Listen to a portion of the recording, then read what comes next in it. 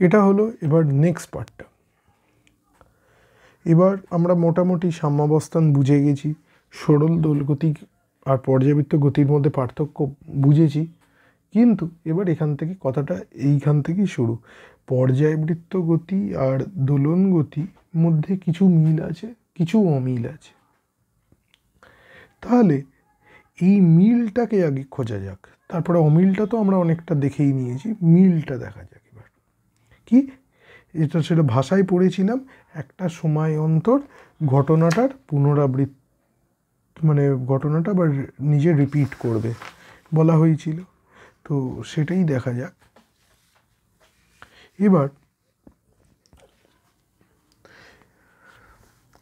তাহলে একটা ছোট এক্সাম্পল দেওয়া আছে, যে মিলটাকে আগে আমরা ইনক্যাশ করি, যে আমরা কোনো কনসেপ্ট এখান থেকে বার করতে পারি কিনা। সরল দোলগতি বা সরল সামঞ্জস্য দোলন, সিম্পল হারমোনিক মোশন। যদি একটি বৃত্তপথে পরিক্রমণরত বস্তুর ছায়া দেওয়ালে ফেলা হয়, তবে সেই ছায়াতে সেই বস্তুর গতিকে সরল দোলগতি বলে। কীরকম? তাহলে বস্তুটা এইভাবে ঘুরছে একটা বৃত্তাকার পথে, তার মানে এটা একটা পর্যায়বৃত্ত গতি, এটা দোলন গতি নয়। কিন্তু যদি আমি এদিক থেকে আলো ফেলি এবং এর যদি আমি ছায়াটাকে দেখি, কীরকম ছায়াটাকে দেখব? ছায়াটা যখন কোনো সময় এখানে থাকবে, তার মানে আস্তে আস্তে আস্তে আস্তে আবার যখন বস্তুটা যাচ্ছে, বস্তুটার ছায়াটা এইভাবে যাবে, আবার এইভাবে উঠবে। তাহলে ছায়া, তার মানে কি, আমি এই মোশনটাকে একটা প্লেনের মধ্যে, এই কথাগুলো একটু বুঝতে হবে, প্লেনের উপর কী করলাম, প্রজেক্ট করলাম। যদি এই ঘটনাটা আমি ঘটাই, তাহলে এখানে যে বস্তুটার গতিটাকে দেখব সেটা কি হবে, একটা নির্দিষ্ট বিন্দু আছে, তার সাপেক্ষে একবার এদিকে আসবে, একবার এদিকে যাবে, তাহলে এটা সেটা হয়ে যাবে একটা সরল দোলগতি। এই মিলটাকে কাজে লাগিয়ে আমরা ম্যাথামেটিক্যালি আমরা সরল দোলগতির ইকুয়েশন পেতে পারি। আরও অনেক রাস্তা আছে পাওয়ার, এটা হলো ওয়ান অফ দ্য ওয়ে, আর সিম্পলেস্ট ওয়ে বলে এটাই ইউজ করা হচ্ছে। অথবা এই ডেফিনেশন লিখতে দিলে এগুলো একটু লিখতে হয় আর কি। যে কোনো ব্যাসরেখায় বৃত্তপথে সুষম ইউনিফর্ম আবর্তনের প্রক্ষেপ, প্রজেকশন বা অভিক্ষেপ সব এক্সপ্লেন করে দেওয়া হবে, কি সরল দোলগতির সংজ্ঞা মনে করা হয়। কীরকম? আগে ছবিটা থেকে বোঝা যাক, তারপর এই লেখাটা পড়ে বুঝে দেবো। যে কোনো ব্যাসরেখা, তার মানে এইটা যদি বৃত্ত হয়, এই বৃত্তের ব্যাস কোনটা, এক্স এক্স ড্যাস্ট আর ওয়াই ওয়াই ড্যাস্ট, এরা হলো ব্যাস। ব্যাস আমি এই দুটো ব্যাস নিচ্ছি। এবার এখানে যদি একটা বস্তু থাকে যেটা পি বিন্দুতে, সেই বস্তুটা এইভাবে ঘুরছে। এবার কি করছি, পি বিন্দু থেকে এর উপর আমি একটা লম্ব টানছি, আর এবার আমি এই লম্বটার পাদদেশটাকে দেখব শুধুমাত্র। এটাকেই বলা হয় যে কোনো ব্যাসরেখায় বৃত্তপথে সুষম, মানে একই অ্যাঙ্গুলার ভেলোসিটি নিয়ে, কৌণিক বেগ নিয়ে আবর্তনের প্রক্ষেপ, প্রজেকশন বা অভিক্ষেপ, এই যে লম্বটাকে টানলাম, এবার এই লম্বটাকে টেনে আমি এই লম্বটার যে পয়েন্টটা পাচ্ছি, এর পাদদেশটা, আমি সেটাকে আমি ধরে নিচ্ছি, এটাকে একটা নাম দিয়ে দিই, বেটার হবে, দেশবিন্দু এম। এম ছিল, এখানে দেওয়া হয়নি এম। তাহলে এই যে এম বিন্দুটা আছে, তাহলে এই এম বিন্দুটা কি হবে, এম বিন্দুটা এই যেমন উঠবে, এম বিন্দুটা এরকম সরবে, তারপরে এদিকে যখন চলে আসবে তখন এম বিন্দুটা আর পি বিন্দুটা একসাথে হয়ে যাবে।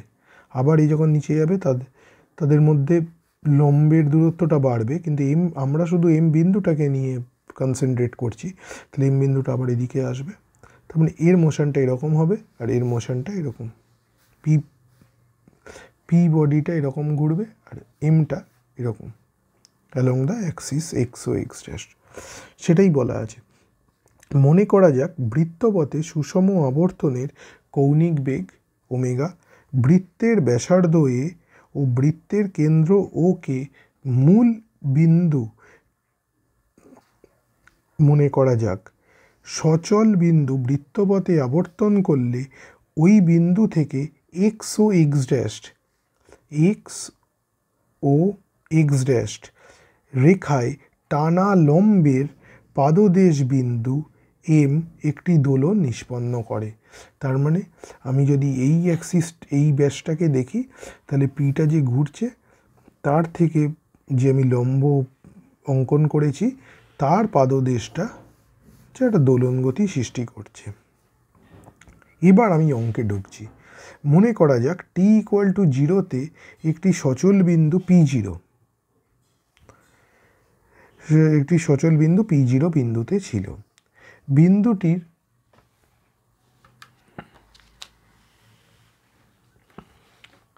এবার এই টার্মটা নিয়ে অনেকের অবজেকশন মানে অনেক শক্ত লাগতে পারে, অবজেকশন বলা ভুল, শক্ত লাগতে পারে, এটা বলে দিচ্ছি।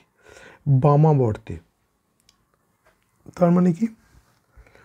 বামাবর্তে কথাটার মানে হলো যদি আমি এদিকটা দেখছি তাহলে এটা আমার বাম দিকে যাচ্ছে, তাই জন্য বলছে বামাবর্তে। টার্মগুলো একটু জানতে হবে। এবং angle P0 OX equal to alpha, P0 OX alpha, এই কোণটা বলেছে।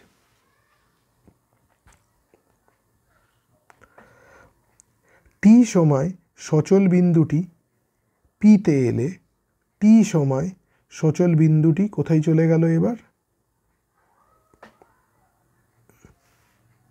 টি সময় পি বিন্দুটি টি সময় সচল বিন্দুটি পিতে এলে পি নটে ছিল, এবার পিতে চলে এলো।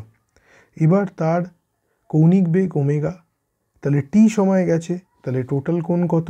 ওমেগা ইন্টু টি, আমরা পড়েছিলাম ইউনিফর্ম সার্কুলার মোশনে। তাহলে এই অ্যাঙ্গেলটা কত হলো? Omega t.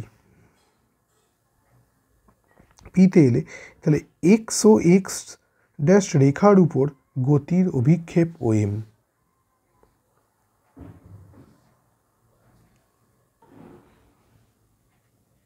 এবার এই যে ত্রিভুজটা, এটাকে আবার ফার্দার আমি এঁকে নিলাম এখানে।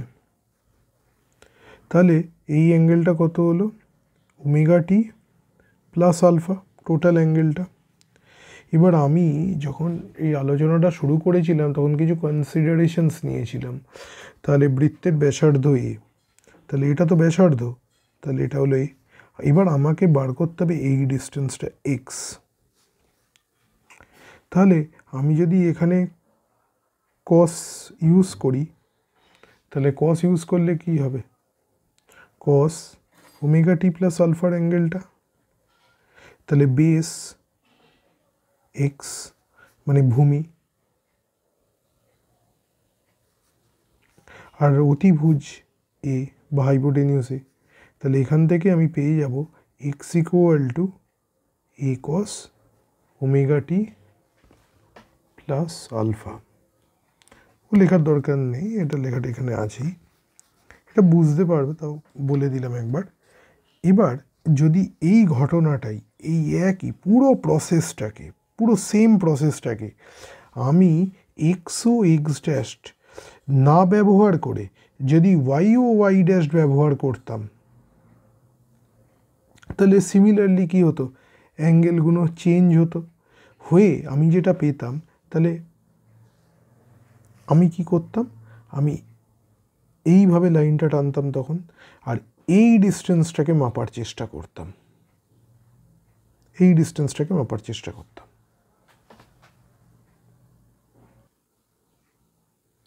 তাহলে যদি এই দিকটা মাপতাম তাহলে এইরকম হতো অনেকটা।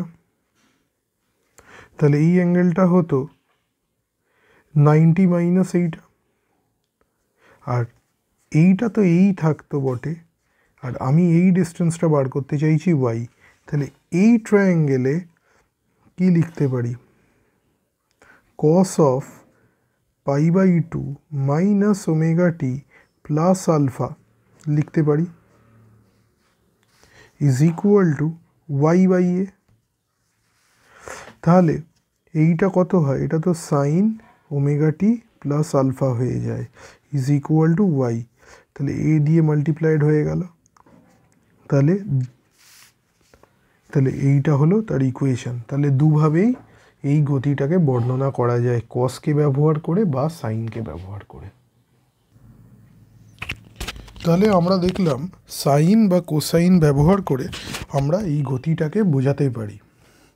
এম এর গতিটা যদি এক্স ও এক্স ড্যাশে হয় বা সিমিলার টাইপের গতি যদি আমি ওয়াই ও ওয়াই ড্যাশ বরাবর নিই। এবার এই কথাগুলোই এখানে লেখা আছে।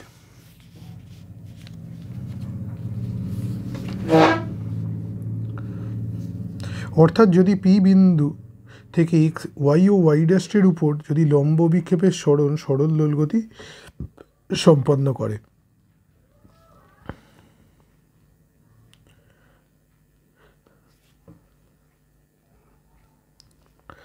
তার মানে 1 এবং 2 থেকে বুঝতে পারি সাইন বা কোসাইন অপেক্ষকের সাহায্যে আমরা সরল দোলগতি বর্ণনা করতে পারি।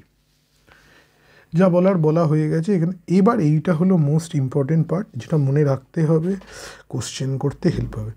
কণার পর্যায়কাল মানে কতটা সময় সে কি করছে, সে ইদার যদি আমি এই কণাটাকে দেখি, এই কণাটা একটা পূর্ণ বৃত্তটাকে কমপ্লিট করে আবার ঘুরে আসছে ও স্টার্টিং পজিশনে, বা যদি ওর ওই অভিক্ষেপের টাকে দেখি, তাহলে কি হচ্ছে, ওই বিন্দুটা এম বিন্দুটা এখান থেকে একবার যাত্রা শুরু করে গিয়ে আবার ফেরত আসছে। এবার বোঝা গেছিল যে যখন আমরা সিম্পল হারমোনিক মোশনের যখন এই পেন্ডুলামের প্র্যাকটিক্যালটা স্কুলে করি, যদি সেন্টার থেকে ধরতাম, তাহলে সেন্টার থেকে ধরে এই গেল, আবার গেল, তারপর আবার ফিরে এলে একটা ধরতাম। কেন এরকম করে মনে হতো ইনটিউটিভলি যে দুবার ধরলাম, তো না, কারণ এই হাফ সার্কেল একবারের জন্য আরেকবারের জন্য আরেকটা হাফ সার্কেল মিলে গোটা সার্কেলটা হলো। বা যদি আমরা এন্ড থেকে যদি ধরতাম, তখন একবার গেল আবার এখানে ফিরে চলে এলো, তাহলে আরেকটা। ওই জন্য এন্ড থেকে ধরাটা বেশি বেটার। তো এইটাই, তাহলে এইটা থেকে যদি পর্যায়কালটা দেখা হয়, তাহলে কত টাইমে, তাহলে 2π অ্যাঙ্গেলটা কভার করতে হবে। কত অ্যাঙ্গুলার ভেলোসিটি, কত ওমেগা। তাহলে এটাই হলো আমাদের পিরিয়ডিক টাইম বা পর্যায়কাল বা টাইম পিরিয়ডও বলে অনেকে, একই ব্যাপার। কে দোলনের বিস্তার, অ্যাম্প্লিটিউড কতটা যাচ্ছে, অর্থাৎ যতটা ব্যাস, এখানে যতটা ব্যাস ততটাই যাবে, তার মানে এই এমটা ম্যাক্সিমাম এতটা যেতে পারে, এবং যখন এতটা যাচ্ছে তখন এই গোটাটাই ব্যাস হয়ে যাচ্ছে, তার মানে যা অ্যাম্প্লিটিউড তাই ব্যাস, ব্যাসার্ধ। কারণ যদি ধরি এদিকে এদিকে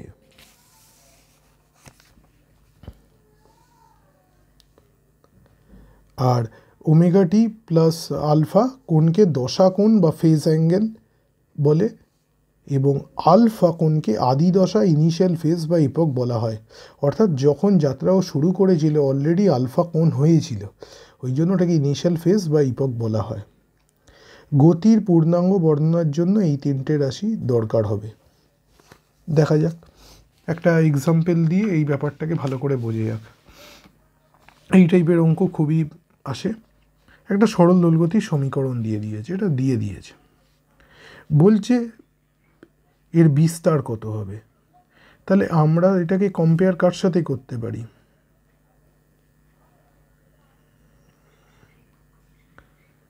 এখানে লেখাটা ভুল হয়ে গেছে, লেখাটা কারেকশন করে নিতে হবে। তাহলে বিস্তার এটা সাইনে আছে, তাহলে সাইনে যখন হয় এরকম হয় আমরা দেখেছি। তাহলে বিস্তার এর সাথে হয়, তাহলে এর সাথে এটা কম্পেয়ার করে 10 পেলাম।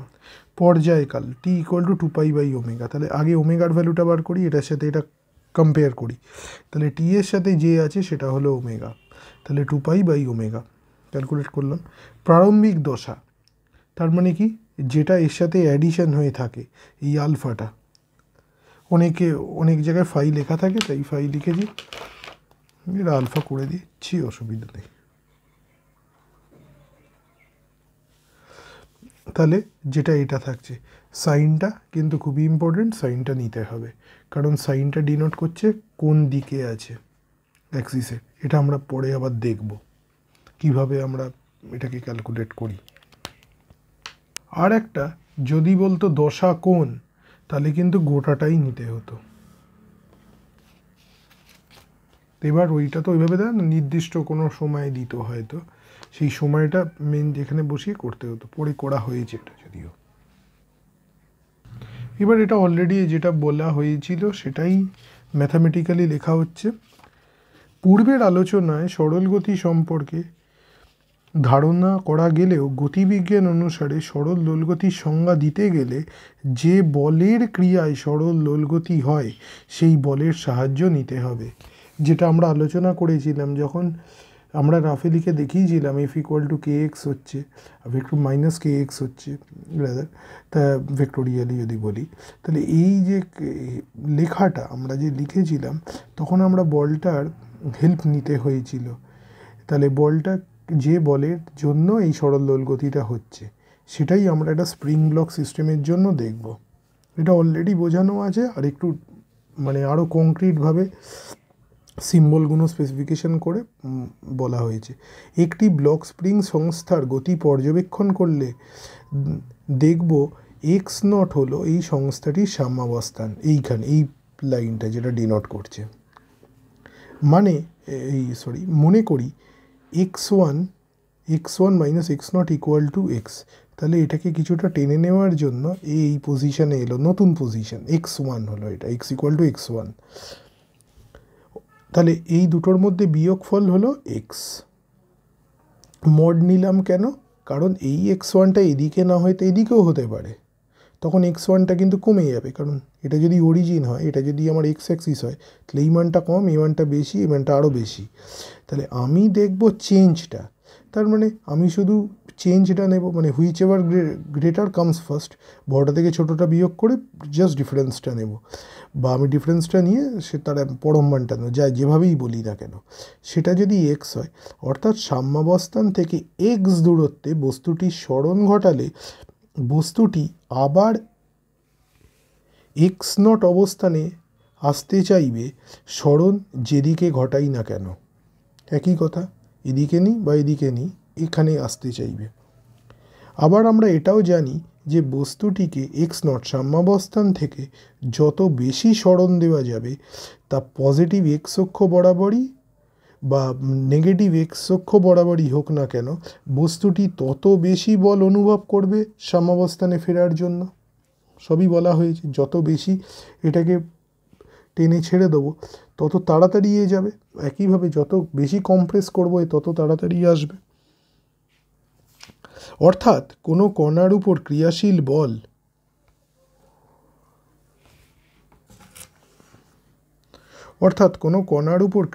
বল সর্বদা একটি নির্দিষ্ট স্থির বিন্দু অভিমুখী এবং এই বিন্দু থেকে কণার দূরত্বের সমানুপাতিক হলে এবং গতিটি একটি সরল রেখায় সীমিত থাকলে কণাটির গতি হবে সরল দোল গতি। কি তার মানে বলটাকে কি থাকতে হবে?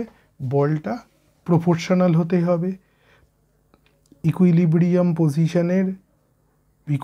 পজিশন থেকে যে ডিসপ্লেসমেন্ট হচ্ছে তার সাথে যদি হয়, তাহলে আমি এটাকে কি বলবো?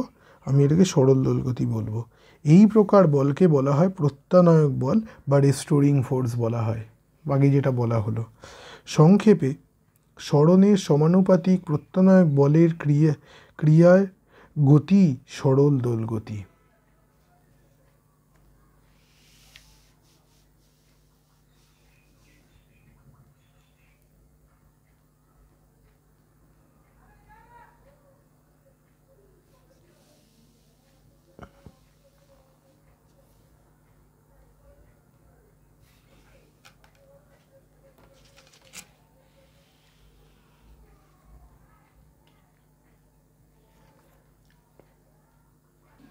এরপর এর ম্যাথামেটিক্যাল অ্যানালিসিসে ঢুকে যাব।